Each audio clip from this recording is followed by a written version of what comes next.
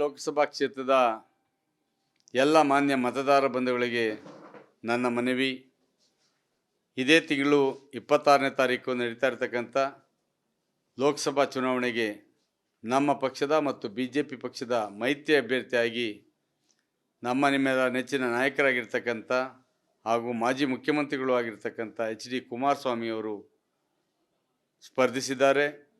ತಾವೆಲ್ಲ ಸಹ ಅವರ ಗುರುತಾದಂಥ ತೆನೆ ಹೊತ್ತ ಮಹಿಳೆ ಗುರುತಿಗೆ ಕ್ರಮ ಸಂಖ್ಯೆ 1ಕ್ಕೆ ಮತವನ್ನು ನೀಡಬೇಕು ಅಂತ ಕೇಳ್ಕೊಳ್ತಾ, ಇದು ದೇಶದ ಚುನಾವಣೆ ಆಗಿರೋದ್ರಿಂದ ಮೋದಿಯವ್ರನ್ನ 3ನೇ ಬಾರಿಗೆ ಪ್ರಧಾನಮಂತ್ರಿ ಮಾಡಲು ಮತ್ತು ಅತ್ಯುತ್ತಮ ದೃಢವಾದ ಭಾರತ ದೇಶವನ್ನು ಕಟ್ಟಲು ಕುಮಾರಸ್ವಾಮಿಯವ್ರನ್ನ ನಾವೆಲ್ಲ ಸೇರಿ ಕೇಂದ್ರಕ್ಕೆ ಕಳಿಸಬೇಕಾಗಿದೆ.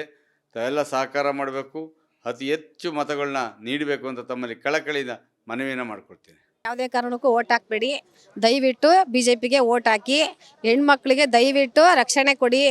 ಗಂಡ ಹೆಂಡತಿ 2 ದಿನ 3 ದಿನ ಚೆನ್ನಾಗಿರ್ತಾರೆ, 1 ವರ್ಷ ಚೆನ್ನಾಗಿರ್ತಾರೆ, 1 ಪಾಪು 2 ಪಾಪು ಆಯ್ತಿದ್ದಂಗೆ ಡೈವರ್ಸು ಅಂತಾರೆ. ಈ ಗಂಡು ಹೆಂಡತಿ ಮೇಲೆ ಕೈ ಮಾಡೋದು, ದೌರ್ಜನ್ಯ ಮಾಡೋದು, ಸಂಸಾರಗಳು ಬೀದಿಗೆ ಬಂದು ಬೀಳ್ತಾ ಇದ್ದಾವೆ. ದಯವಿಟ್ಟು ಇದನ್ನು ರಕ್ಷಣೆ ಕೊಡಿ.